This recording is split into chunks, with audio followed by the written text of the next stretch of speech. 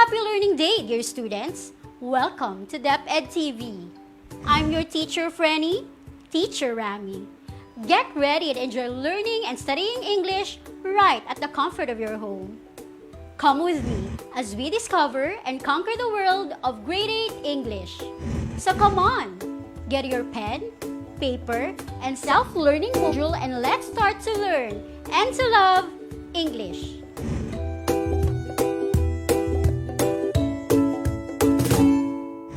Have you ever come across a word that is unfamiliar to you, but you don't have your handy-dandy dictionary or any online resources where you can look for the meaning of the word? Let's take a look at this sentence. As a writer, Dr. Jose Rizal used several pseudonyms so as not to reveal his real identity. What is the word in the sentence that seems to be unfamiliar? Yes! As a writer, Dr. Jose Rizal used several pseudonyms so as not to reveal his real identity. Now, what do you think is the meaning of the word pseudonyms as used in the sentence?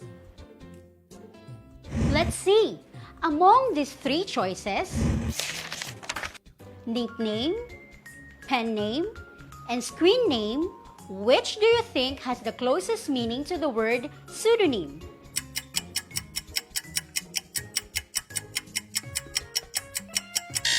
If you answered pen name, then you got it right. Now let's have another one. We should always be prudent in what we say so as not to hurt the feelings of others. Which word in the sentence is quite unfamiliar to you? Prudent seemed quite unfamiliar, right? What do you think is its closest meaning?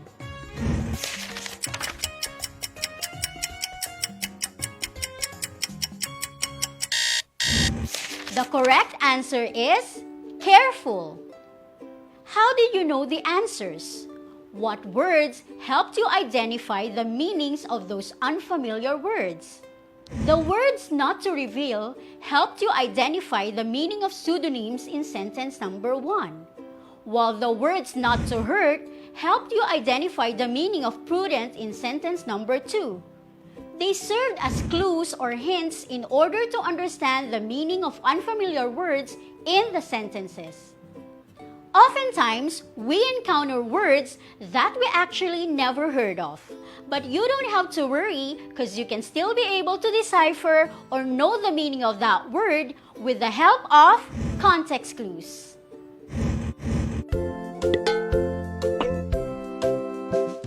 What happens when you happen to read or encounter a fairly new word? How do you know what it actually means? You don't have a dictionary with you.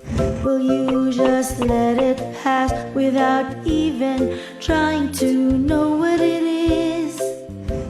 Is there a way to find out, or do you think that there aren't any to know what the unfamiliar word actually means?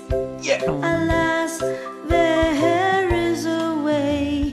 Context clues are helpful hints. So what are context clues? Context clues are hints found within a sentence, paragraph, or passage that the reader can use to understand the meaning of new or unfamiliar words. Let's listen this time to a poem that will teach you how to get the meaning of unfamiliar words through context without using any references. Get ready because you are in for a ride. Context Clues by Maribel Azote Cabalan Puco. Tick-tock, tick-tock, I'm stuck. How can I unlock? How can I unlock? When unfamiliar words are the ones that block. Strategize, strategize, vocabulary-wise. Familiarize, familiarize, the words that arise. Hints here, signals there, clues are everywhere. Categorize, conceptualize, and then contextualize. Context clues are the ones that guide. What can you say about the poem? It was a good one, right? Do you find difficulty in understanding the poem? If that's the case, let us answer Activity 2, letter A, in your module. List down the words in the poem that are new to you.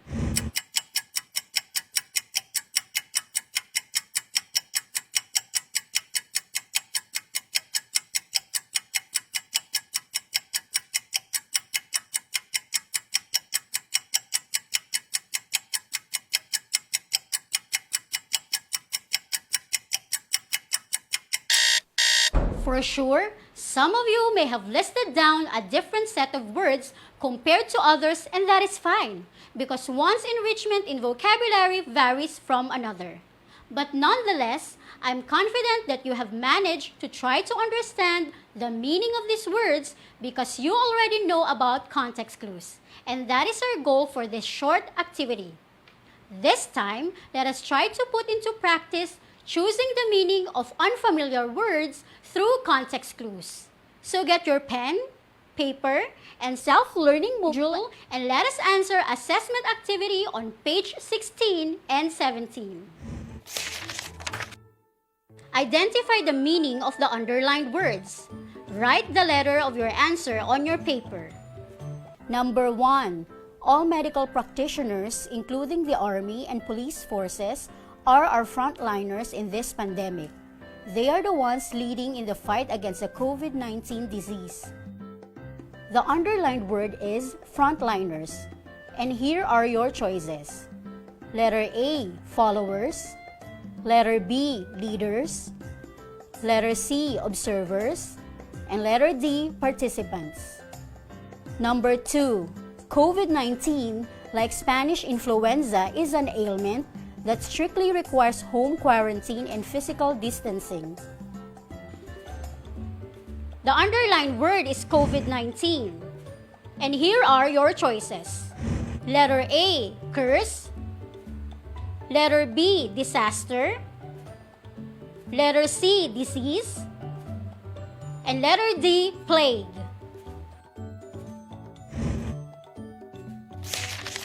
Number 3. The effects of the COVID-19 pandemic can be seen worldwide. The underlined word is pandemic. And here are your choices. Letter A, circumstance.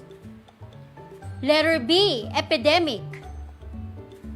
Letter C, predicament. And letter D, situation.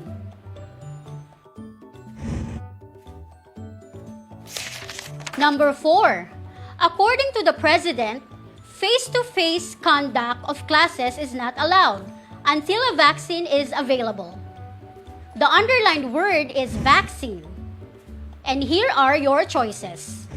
Letter A, cure. Letter B, immunization. Letter C, medicine. And letter D, vitamin. Number 5. The conventional conduct of classes in school is suspended due to the COVID-19 pandemic. This method will be substituted with other learning modalities. The underlined word is conventional. Here are your choices. Letter A, common. Letter B, conservative. Letter C, modern. Letter D, seasonal. Number 6. Online and modular classes are some of the modalities that the Department of Education will offer for this school year to avoid hampering the education of learners. The underlined word is hampering. And here are your choices. Letter A, continuing. Letter B, delaying. Letter C, frustrating. And letter D, resuming. Number 7. We should keep ourselves healthy by always washing our hands, eating nutritious food, taking vitamins, exercising regularly, and drinking plenty of water. Your underlined word is healthy. And here are your choices. Letter A, clean. Letter B, fresh. Letter C, safe. And letter D, strong. Number 8. Police officers are very conspicuous. We can see them in checkpoints. The underlined word is conspicuous. And here are your choices. Letter A, distinct. Letter B, evident. Letter C, hidden. And letter D, visible. Number 9. Teachers are known for being loquacious. They love to talk about ideas. The underlined word is loquacious. And here are your choices. Letter A, communicative. Letter B, reserved. Letter C, restrained. And letter D, silent. Number 10. The Education Week celebration was spearheaded by the English Language Department. The underlined word is spearheaded. And here are your choices. Letter A, introduced. Letter B, led. Letter C, originated. And letter D, participated. Number 11. Serenity is one of the important traits a person should possess, especially during difficult and stressful times. The underlined word is serenity. And here are your choices. Letter A, anxiety. Letter B, confusion. Letter C, imagination. And letter D, tranquility. Number 12. Friendship among teenagers is complicated. Sometimes, they get along well with each other and are happy, but there are also times when they have misunderstandings and disagreements. The underlined word is complicated. And here are your choices. Letter A, challenging. Letter B, difficult. Letter C, tedious. And letter D, demanding. Number 13. It was a frigid night despite being the summer season. The underlined word is frigid. Here are your choices. Letter A, very cold. Letter B, very cozy. Letter C, very hot. Letter D, very warm. Number 14. Matthew is a rambunctious child who always injures himself and is warned for being naughty. The underlined word is rambunctious. And here are your choices. Letter A, humble. Letter B, refined. Letter C, shy. Letter D, unruly. And the last one, number 15. Snakes, sharks, and crocodiles are common predators of smaller animals. The underlined word is predators. And here are your choices. Letter A, prey. Letter B, herbivores. Letter C, hunters. And letter D, victims. Are you excited to check your answers? Number 1. The correct answer is letter B, leaders. Number 2. The correct answer is letter C, disease. Number 3. The correct answer is letter B, epidemic. Number 4. The correct answer is letter B, immunization. Number 5. The correct answer is letter A, common. Number 6. The correct answer is letter B, delaying. Number 7. The correct answer is letter D, strong. Number 8. The correct answer is letter D, visible. Number 9. The correct answer is letter A, communicative. Number 10. The correct answer is letter B, led. Number 11. The correct answer is letter D, tranquility. Number 12. The correct answer is letter B, difficult. Number 13. The correct answer is letter A, very cold. Number 14. The correct answer is letter D, unruly. And number 15. The correct answer is letter C, hunters. See, you were able to still know the meaning of the word just by the context clues or the helpful hints embedded within the sentence without using any dictionary and without even trying to search for its meaning. Now that you have an idea on what a context clue is and how you can actually make use of it, let us start discussing the different types of context clues. The first type of context clue is the definition clue. It is when the unfamiliar word is defined in a sentence. For example, a treasure hunter is a person who searches for treasures from sunken ships and ancient tombs to obtain valuable relics and artifacts. The unfamiliar word in the sentence is treasure hunter, and its definition is a person who searches for treasures. Synonym clue.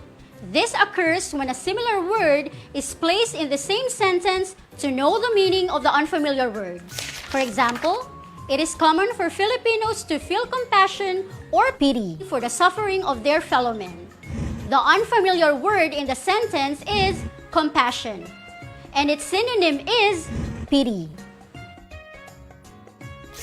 Antonym clue. This occurs when an opposite word is placed in the same sentence. For example, among the siblings of thin body structure, Isabel is the only one who is portly. The unfamiliar word in the sentence is portly, and its antonym is thin. Next is comparison clue. An unknown word is compared to a more familiar word and uses signals such as similar to, also, like, as, in the same way, likewise, and resembling. For example, the stench of the garbage was like the smell of a rotten fish. The unfamiliar word in the sentence is stench, and this word's meaning is being compared to a rotten fish. Example clue. This occurs when samples are provided in the sentence to understand the meaning of the unfamiliar word. For example, in ancient times, some of our forefathers believed in amulets, such as pearl of the crocodile, pearl of the axe, bullet necklace, and bag of herbs to protect them from harm.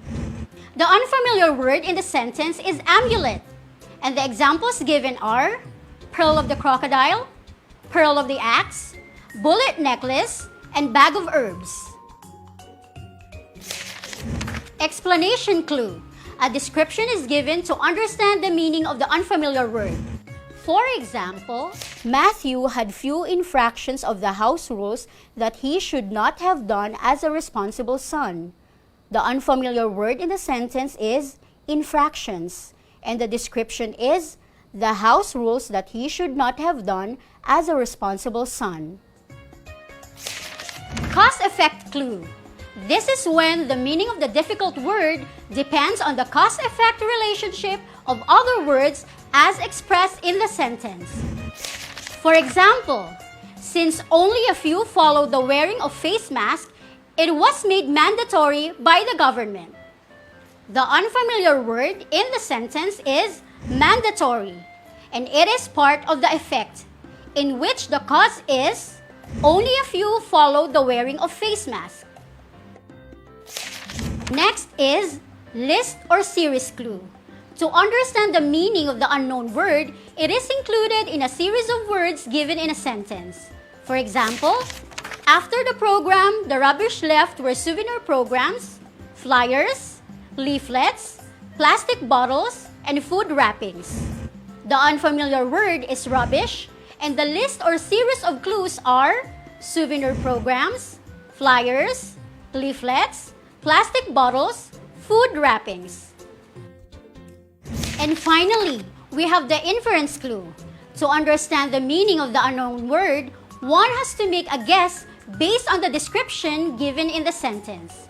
For example, when one shows belligerence, harsh words, disruptive actions, and offensive behaviors can be observed. The unfamiliar word is belligerence, and the descriptions given are harsh words, disruptive actions, and offensive behaviors. I hope that you are now sanguine in reading and figuring out the meaning of unfamiliar words even without your handy-dandy dictionary or any online resources because you now know about context clues. I just said one, and I know you figured it out. As an additional exercise, answer this in your self-learning module. That's it. Make sure to always stay tuned to DepEd TV and have a journey with me in Grade 8 English where you will have fun and interesting learning experience that will not just feed your mind but will also nurture your love for English. Again, this is Teacher Rami, your Frenny, saying, don't fret because learning English is not a threat. Instead, it is our gateway to learn and understand more about the world.